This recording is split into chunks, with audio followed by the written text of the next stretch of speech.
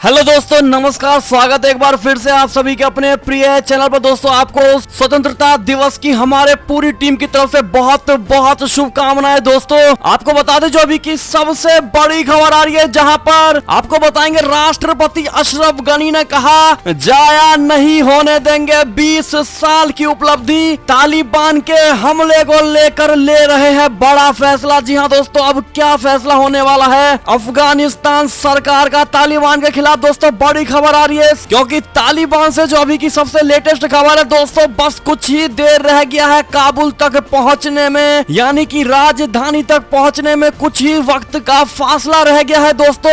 और अब अशरफ गनी कोई ना कोई बड़ा कदम जरूर उठाएगा। दोस्तों, बड़ी खबर आ रही है, बताएंगे क्या कदम उठाया जा सकता है इनकी तरफ से। साथ ही आपको अगली खबर में बताएंगे जहां पर अब तालिबान का पाकिस्तान बॉर्डर से लगते प्रांत पर कब्जा। जी हाँ दोस्तों, जिसके बाद पाकिस्तान की तरफ से क्या एक्शन रहा है और अफगानिस्तान के राष्ट्रपति ने सेना को लेकर भी बड़ी बात कह दी है दोस्तों, इस तालिबानियों को भगाने को लेकर। साथ ही उससे आगे आपको बताएंगे दोस्तों, जहां पर तालिबान ने कहा है कि भारत अगर अपने सैन्य शक्तियों का इस्तेमाल अफगानिस्तान में लाकर करेगा तो बहुत बुरा अंजाम भुगतना पड़ेगा। जी हाँ दोस्तों, भारत को बड़ी धमकी दी गई है तालिबान की तरफ से, बताएंगे और कौन कौन सी धमकी दी है दोस्तों। साथ ही आपको अगली खबर में बताएंगे जहां पर भारत ने चाइना को दिया है मुंह तोड़ जवाब। जी हाँ दोस्तों, जिसके बाद लद्दाख में चीनी सैनिकों से लड़ने वाले आईटीबीपी के 20 जवानों को मिला है ये अवार्ड। बताएंगे कौन सा अवार्ड मिला है दोस्तों। साथ ही आपको बताएंगे जहां पर पहले अमेरिका पर भड़का इमरान खान और अब पाकिस्तानी सेना प्रमुख बाजवा ने अमेरिका से दीर्घकालिक संबंध को लेकर बात कही है दोस्तों, बताएंगे क्या कहा है इन्होंने। उसके बाद आपको बताएंगे अगली खबर में जहां पर सत्ता बदली तो सुर भी बदल गया। जी हाँ दोस्तों, नेपाल सरकार की भारत के प्रति नीति आपको बताएंगे दोस्तों, और चाइना को बड़ा झटका लगने वाला है इसको सुनने के बाद। जी हाँ दोस्तों, बताएंगे क्या कहा है शेर बहादुर देवबा ने। जी हाँ दोस्तों, भारत को लेकर। उससे आगे आपको बताएंगे जहां पर दोस्तों अफगानिस्तान के हालात को लेकर जो बाइडेन पर भड़क उठे हैं ट्रंप और कह दिया है अगर मैं राष्ट्रपति होता तो अब तक तालिबान का विनाश हो चुका होता दोस्तों। और जो बाइडेन को भी बड़ी नसीहत दे दिया, बताएंगे क्या क्या कहा है डोनाल्ड ट्रंप ने दोस्तों। साथ ही अब वैक्सीन को लेकर भी बड़ी खबर आ रही है दोस्तों, जहां पर हर साल लगवानी पड़ सकती है कोरोना की वैक्सीन। ऐसा हम नहीं, खुद टॉप साइंटिस्ट ने बताया दोस्तों। और किन्हें लगेगा ये हर साल वाला वैक्सीन दोस्तों, इसकी भी बड़ी जानकारी दी गई, आप सबके साथ शेयर करने वाले हैं दोस्तों। साथ ही कुछ ट्रेनों की रफ्तार पर ब्रेक लगा दी गया है दोस्तों, कई ट्रेनों को रद्द कर दिया गया है। आपको बताएंगे अगर आप भी ट्रेन से सफर करने वाले तो हर तरह की खबर आज आपको बताने वाले हैं दोस्तों, तो बने रहिएगा वीडियो के अंत तक। और अभी खबरों में आगे बढ़ने से पहले अगर आप भी मानते हैं कि मोदी जी तो हर चीज संभव है, साथ ही भारतीय सेना है तो हमारा देश गर्व से जी रहा है। और इस कोरोना काल में डॉक्टर ही भारत के लिए सबसे बड़े रक्षक और योगी जी हैं, तो ही उत्तर प्रदेश का विकास है दोस्तों। तो फटाफट से इस वीडियो को भी कर दीजिए लाइक, चैनल को कर दीजिए सब्सक्राइब, बेल आइकन दबाइए, साथ ही कमेंट बॉक्स में लिख दीजिएगा जय हिंद। जी हाँ दोस्तों, तो चलते हैं पहली और सबसे बड़ी खबर की तरफ, जहाँ राष्ट्रपति अशरफ गनी ने तालिबानियों को लेकर कहा कि जाया नहीं होने देंगे 20 साल की उपलब्धि। तालिबान के हमले के बीच राय मशविरा जारी है। बता दें अफगानिस्तान में बिगड़ते हालातों के बीच शनिवार को राष्ट्रपति अशरफ गनी ने राष्ट्र को संबोधित किया है। और अशरफ गनी ने अपने संबोधन में कहा कि मौजूदा स्थिति में अफगान सुरक्षा रक्षा बलों को फिर से संगठित करना हमारी सर्वोच्च प्राथमिकता है। देश की ताजा स्थिति पर राष्ट्रपति ने कहा कि अफगानिस्तान अस्थिरता के गंभीर खतरे में है। इससे पहले अफगान मीडिया में ऐसी चर्चाएं थी कि राष्ट्रपति संबोधन के बीच इस्तीफे का ऐलान कर सकते हैं। जी हाँ दोस्तों, गनी ने कहा कि वो अफगानिस्तान में मौजूदा स्थिति से पूरी तरह अवगत और आगे अस्थिरता को रोकने की कोशिश कर रहे हैं। उन्होंने कहा एक ऐतिहासिक मिशन के रूप में मैं ये सुनिश्चित करने की कोशिश कर रहा हूँ कि थोपा गया युद्ध अफगानिस्तान के लोगों को और ना मारे और पिछले 5 वर्षों की आपकी उपलब्धियों को नष्ट ना करें। राष्ट्रपति ने कहा कि वर्तमान स्थिति में देश के रक्षा बलों का पुनः एकीकरण सरकार की प्राथमिकता है और इस संबंध में गंभीर कदम उठाए जा रहे हैं। उनका कहना है कि वो अफगानों पर थोपे गए युद्ध को और अधिक हत्याएं, पिछले 20 साल की उपलब्धि को हानि, सार्वजनिक संपत्ति के विनाश और निरंतर अस्थिरता लाने नहीं देंगे। उन्होंने कहा कि वो जानते हैं कि लोग अपने भविष्य को लेकर चिंतित हैं। गनी ने कहा मैं आप सबको विश्वास दिलाता हूं कि आपके राष्ट्रपति के रूप में मेरा ध्यान और अस्थिरता, हिंसा और लोगों के विस्थापन को रोकने पर है। हमने देश विदेश में बड़े स्तर पर विचार विचार विमर्श करना शुरू कर दिया है और इसका परिणाम जल्द ही जनता के सामने साझा करेंगे। जी हाँ दोस्तों, बड़ी खबर। ऐसे में दोस्तों उन्होंने साफ इशारा दे दिया है कि कोई ना कोई अब ये बड़ा कदम उठाने वाले हैं दोस्तों, क्योंकि ये कदम उठाने का समय आ चुका है और ज्यादा समय नहीं लगने वाला दोस्तों। 2 से 4 दिन के अंदर ही ये बड़ा कदम राष्ट्रपति अशरफ गनी उठाएंगे दोस्तों, क्योंकि अभी की जो तालिबान से जुड़ी जो बड़ी खबर आ रही है, जहां पर काबुल से मात्र 11 किलोमीटर दूर रह गए अब तालिबान। जी हाँ दोस्तों, पहले 50 किलोमीटर दूर थे और अब 11 किलोमीटर मात्र दूरी रह गई। अफगानिस्तान के उत्तरी, पश्चिमी और दक्षिणी प्रांतों पर भी कब्जा जमा लिया गया है पूरी तरीके से और अब उनका राजधानी पर अगला निशाना है दोस्तों। ऐसे में अशरफ गनी को बड़ा कदम उठाने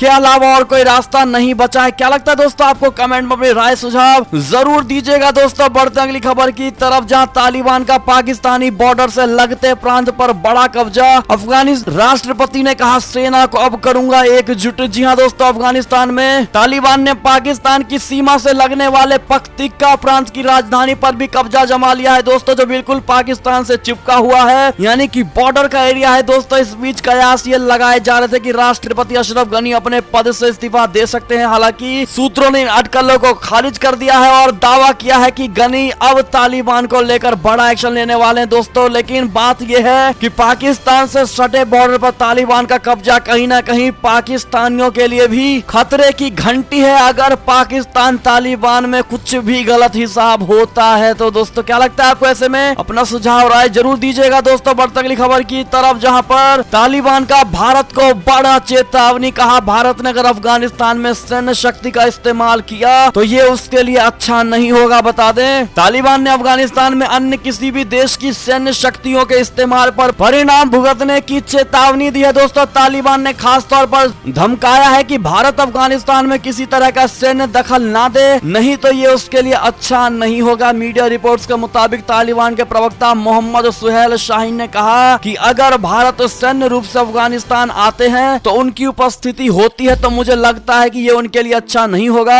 भारत को अफगानिस्तान में सैन्य दखल करने वाले देशों की क्या हालत हुई है उसके बारे में पता ही है। ये भारत के लिए एक खुली किताब की तरह है। अगर किताब बंद करके भारत अपने सैन्य शक्तियों को अफगानिस्तान भेजेगा तो कहीं ना कहीं वही किताब वाला हाल भारत के साथ भी हो सकता है। उसके बाद तालिबान की जिम्मेदारी खत्म हो जाएगी। जी हाँ दोस्तों, बड़ी बुरी तरीके से धमकाया गया है दोस्तों भारत को। ऐसे में क्या लगता है आपको? क्या भारत डर जाएगा दोस्तों, या फिर कहीं ना कहीं अगर भारत ये चाहता है कि अफगानिस्तान की मदद करे तो क्या भारत अब नहीं करेगा मदद? एक भारतीय होने के नाते दोस्तों कमेंट में अपने सुझाव जरूर दीजिएगा भारत सरकार और भारत की सैन्य ताकत को लेकर। साथ ही क्या अफगानिस्तान की मदद करनी चाहिए भारत को, हाँ या ना दोस्तों? इसका जवाब जरूर दीजिएगा। आप लोग बहुत कम कमेंट करते हैं दोस्तों। चलते अगली खबर की तरफ, जहां पर तालिबान पर अफगान सेना का बड़ा प्रहार। कमांडर समेत 27 लड़ाकों को मौत के घाट उतार दिया। जी हाँ दोस्तों, अमेरिकी सैनिकों के अफगानिस्तान छोड़ने के फैसले के बाद अब वहां की अफगानी सुरक्षा बल तालिबान का डटकर सामना कर रही है दोस्तों। अफगानी सेना ने शुक्रवार रात को फरयाब प्रांत के बाहरी इलाकों में तालिबानियों को निशाना बनाया।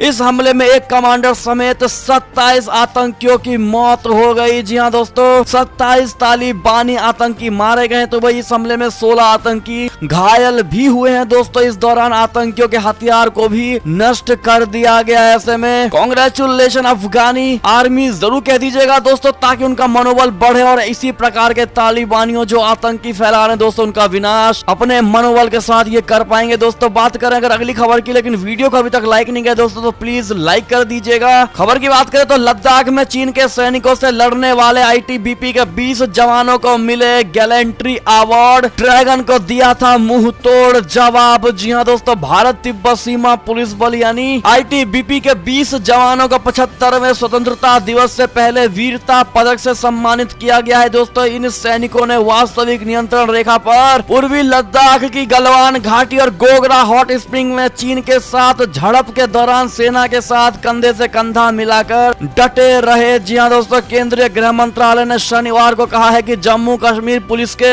257 सहित कुल 630 सुरक्षा कर्मियों को उनकी बहादुरी के लिए पदक से सम्मानित किया गया है दोस्तों। आईटीबीपी के प्रवक्ता विवेक पांडे ने कहा है कि आईटीबीपी को 23 वीरता पदक मिले हैं, जिनमें से 20 मई जून 2020 में पूर्वी लद्दाख में हुई चाइना सेना के साथ झड़पों के दौरान बहादुरी के लिए दिए गए हैं दोस्तों। तो वहीं 15 जून 2020 को गलवान घाटी में भारतीय और चीनी सैनिकों के बीच दूसरी झड़प के बाद ये उनकी वीरता के लिए ये पदक मिला है दोस्तों। ऐसे में आप भी उनको कांग्रेचुलेशन आईटीबीपी जरूर कह दीजिएगा दोस्तों। बात करें अगर अगली खबर की तो आपको बता दें पाकिस्तान से बड़ी खबर आ रही है, जहां पहले अमेरिका पर भड़के इमरान खान और अब सेना प्रमुख बाजवा ने कहा कि अमेरिका संग दीर्घकालिक संबंध चाहता है पाकिस्तान। बता दें पाकिस्तान के सेना प्रमुख जनरल कमर जावेद बाजवा ने शुक्रवार को कहा कि इस्लामाबाद अमेरिका के साथ दीर्घकालिक और बहुआयामी संबंध चाहता है। बाजवा ने पाकिस्तान में अमेरिका की राजदूत से मुलाकात की और पारस्परिक हित के मुद्दों और अफगानिस्तान में सुरक्षा स्थिति पर चर्चा की है। सेना ने कहा है कि पाकिस्तान में अमेरिकी दूतावास प्रभारी एंजेला एगेलर ने रावलपिंडी में सेना के मुख्यालय में सेना प्रमुख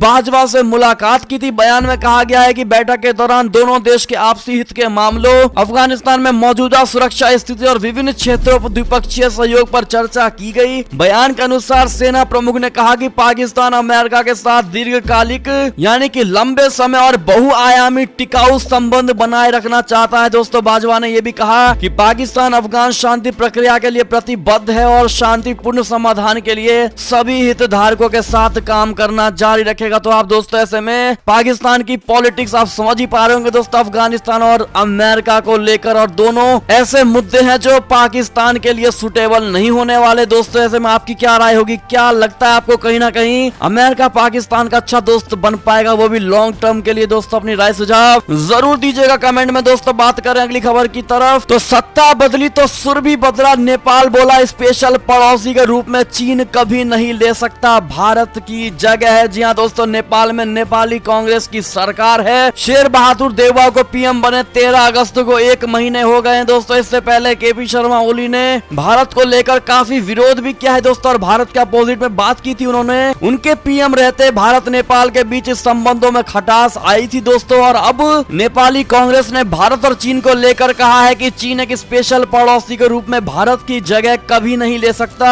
पार्टी में लिम्पियाधुरा काला पानी लिपुलेख मसले को बातचीत के जरिए सुलझाने पर भी जोर दिया गया है दोस्तों। हाल ही में पीएम देववा ने अपने गठबंधन के सहयोगियों से मिलकर साझा न्यूनतम कार्यक्रम शुरू कर दिया है दोस्तों। नेपाल ने पिछले साल लिम्पियाधुरा काला पानी लिपुलेख इलाके को अपने मानचित्र में जोड़ते हुए इस क्षेत्र पर अपना दावा किया था, आप सभी को याद होगा दोस्तों। ऐसे में अब इस नेपाली कांग्रेस पीएम बनने के बाद दोस्तों कहीं ना कहीं भारत के साथ इन मुद्दों पर अब बातचीत के जरिए मसले सुलझाए जाएंगे दोस्तों। क्या लगता है आपको? ऐसे में भारत की इस तारीफ के लिए थैंक यू नेपाली पीएम जरूर कह दीजिएगा। बात करें अगली खबर की तो अफगानिस्तान के हालात को लेकर जो बाइडेन पर भड़के ट्रंप, लोगों से पूछा क्या आप अब भी मुझे याद करते हैं? जी हाँ दोस्तों, बता दें अमेरिका के पूर्व राष्ट्रपति डोनाल्ड ट्रंप ने अफगानिस्तान के हालात को लेकर वर्तमान राष्ट्रपति जो बाइडेन की बड़ी आलोचना की है दोस्तों। अपने प्रवक्ता के जरिए जारी किए गए बयान में ट्रंप ने लोगों से पूछा है कि वे अब भी उन्हें याद करते हैं। दरअसल अफगानिस्तान से अमेरिकी सेना की वापसी के बाद से ही तालिबान ने कहर बरपाया हुआ है और इस समय अफगानिस्तान का 80% हिस्सा तालिबान के कब्जे में है दोस्तों। जिसके बाद सोशल मीडिया पर चर्चा है कि अगर ट्रंप इस समय राष्ट्रपति होते तो अफगानिस्तान की स्थिति कुछ और ही होती। जी हाँ दोस्तों, ट्रंप के आधिकारिक प्रवक्ता लिज हैरिंगटन ने उनके बयान को ट्वीट किया है दोस्तों। इसमें लिखा गया है कि अफगानिस्तान की दुखद स्थिति है, एक पूरी तरह से खुली और टूटी हुई सीमा है, रिकॉर्ड स्तर पर अपराध है, तेल की कीमतें उच्चतम स्तर पर है, मुद्रास्फीति बढ़ रही है और पूरी दुनिया ने इसका फायदा उठाया है। क्या आप अब भी मुझे याद करते हैं? जी हाँ दोस्तों, ऐसा डोनाल्ड ट्रंप ने खुद ये बात कही है दोस्तों।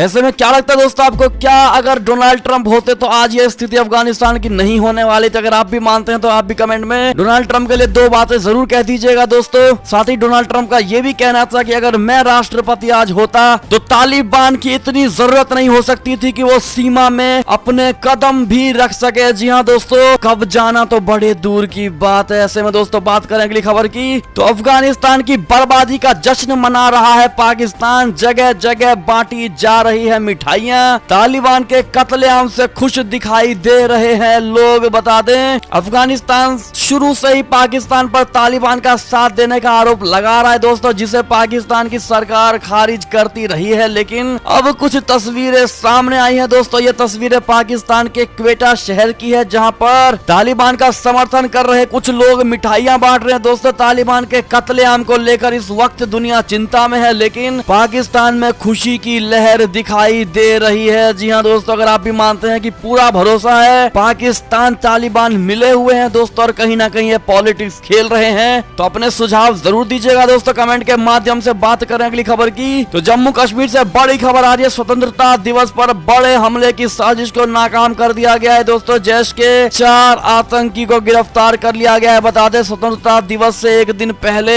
जम्मू कश्मीर में आतंकियों की बड़ी साजिश को नाकाम कर दिया गया दोस्तों। जम्मू कश्मीर पुलिस ने जैश के मॉड्यूल का भंडाफोड़ किया है। पुलिस ने 4 आतंकियों को गिरफ्तार कर लिया है दोस्तों। आतंकियों की साजिश स्वतंत्रता दिवस पर मोटरसाइकिल आईईडी का इस्तेमाल कर हमले की थी दोस्तों, लेकिन पुलिस की मुस्तैदी से ये नाकाम हो गई। जी हाँ दोस्तों, बड़ी खबर। ऐसे में अगर आपको भी अपने भारतीय जवानों के शौर्य बल पराक्रम पर पूरा भरोसा है दोस्तों, और इस स्वतंत्रता दिवस के मौके पर आज अपने जवानों के लिए जय हिंद इंडियन आर्मी जरूर कह दीजिएगा दोस्तों। देखते कितने भारतीय सेना के बल को हमारी भारतीय जनता मानती, तो लिखना मत भूलिएगा दोस्तों। साथ ही अंत में वीडियो शेयर करना बिल्कुल मत भूलिएगा। बात करें अगली खबर की, तो तालिबान ने कंधार रेडियो का नाम बदलकर वॉइस ऑफ शरिया रखा, जिसके बाद अब भारत उठाएगा आपातकालीन कदम। बता दे, तालिबानी लड़ाकों ने कंधार शहर पर पहले ही कब्जा कर लिया था और अब ये खबर आ रही है कि तालिबान ने कंधार रेडियो स्टेशन को जब्त कर लिया है दोस्तों। इसी बीच समाचार एजेंसी पीटीआई की रिपोर्ट के मुताबिक मीडिया संस्थाओं समेत कई अंतर्राष्ट्रीय संगठनों ने भारतीय अधिकारियों से संपर्क किया है ताकि स्थिति और बिगड़ने पर अपने कर्मचारियों को निकालने में उनकी मदद की जा सके। साथ ही रेडियो स्टेशन को लेकर भी बड़ा और तगड़ा जवाब दिया जा सके तालिबानियों को। भारत की तरफ से इसको लेकर भी बड़ी खबर आ रही है दोस्तों। ऐसे में कभी भी भारत आपातकालीन कदम उठा सकता है दोस्तों। बात करेंगे खबर की, तो काबुल के बाहर पहुंचा तालिबान, डरे अमेरिका ने दूतावास से संवेदनशील सामान तत्काल नष्ट करने को कहा है दोस्तों। तालिबान अफगानिस्तान की हर हिस्से को कब्जाना चाह रहा है दोस्तों। ऐसे में अब ये हालत अमेरिका की बनती जा रही है कि खुद अमेरिका को तालिबानियों से कुछ वक्त की मोहलत मांगनी पड़ रही है। जी हाँ दोस्तों, रिपोर्ट के मुताबिक राजधानी काबुल के दरवाजे तक आधम के तालिबान को देख अमेरिका ने काबुल स्थित अपने अधिकारियों को कहा है कि वो फौरन तमाम संवेदनशील कागजातों को नष्ट कर दे। जी हाँ दोस्तों, ऐसे में अमेरिका भी हिलता हुआ नजर आ रहा है दोस्तों। बात करें अगली खबर की, तो दूतावास को लेकर अब तालिबान का बयान आया है, जहां पर तालिबान ने कहा कि अफगानी सेना से लड़ाई में किसी भी दूतावास को कोई नुकसान नहीं पहुंचाएंगे। जी हाँ दोस्तों, अगली खबर की बात करें तो अब तालिबान को यूएन ने दी है बड़ी चेतावनी। कहा स्थिति कंट्रोल से बाहर है, सुधर जाओ नहीं तो हम सुधारेंगे तो अच्छा नहीं होगा। जी हाँ दोस्तों, खुद यूएन के चीफ एंटोनियो ने बड़ी धमकी दी है दोस्तों तालिबानियों को अफगानिस्तान में तहलका मचाने को लेकर। जी हाँ दोस्तों, बात करें अगली खबर की, तो तालिबान ने कोरोना की वैक्सीन पर लगाई रोक, कब्जे के बाद पार्टी करते दिखाई दिए लड़ाके। जी हाँ दोस्तों, अगली खबर की बात करें तो अमेरिका से खबर आ रही है, जहां पर हर साल लगवानी पड़ सकती है कोरोना वैक्सीन। टॉप साइंटिस्ट ने बताया किन्हें सबसे पहले लगेगा बूस्टर शॉट। जी हाँ दोस्तों, व्हाइट हाउस के chief medical adviser doctor Anthony Fauci ने गुरुवार को कहा है कि इस बात से इनकार नहीं किया जा सकता है कि लोगों को अनिश्चित काल के लिए कोरोना वैक्सीन के बूस्टर शॉट की जरूरत पड़ सकती है, क्योंकि वायरस लगातार बढ़ रहा है। और उन्होंने कहा कि शुरुआत की तुलना में अब हम कहीं अधिक जानते हैं। ऐसे कई कारक है जिनके आधार पर फैसले लिए जाते हैं, जैसे क्या लोगों को नियमित रूप से साल में एक बार फ्लू शॉट की तरह कोविड-19 के टीके को भी लगवाना पड़ सकता है दोस्तों। बात करें अगली खबर की, तो कारोबारी आत्महत्या से जुड़ी उत्तर प्रदेश से खबर आ रही है दोस्तों, जिस नोट में लिखा है योगी जी कर्ज लेकर खरीदी थी मैंने जमीन, छोड़ना मत बदमाशों को। जी हाँ दोस्तों, सुसाइड नोट में छलका इस कारोबारी का दर्द। बता दें, अफसरों पर जमीन का दाखिल खारिज रोककर कारोबार की नई कोशिशों में अड़ंगा डालने का आरोप लगाते हुए फर्नीचर कारोबारी ने दिल्ली में फंदे से लटक कर जान दे दी। खुदकुशी से पहले कारोबारी ने मुख्यमंत्री योगी आदित्यनाथ जी को संबोधित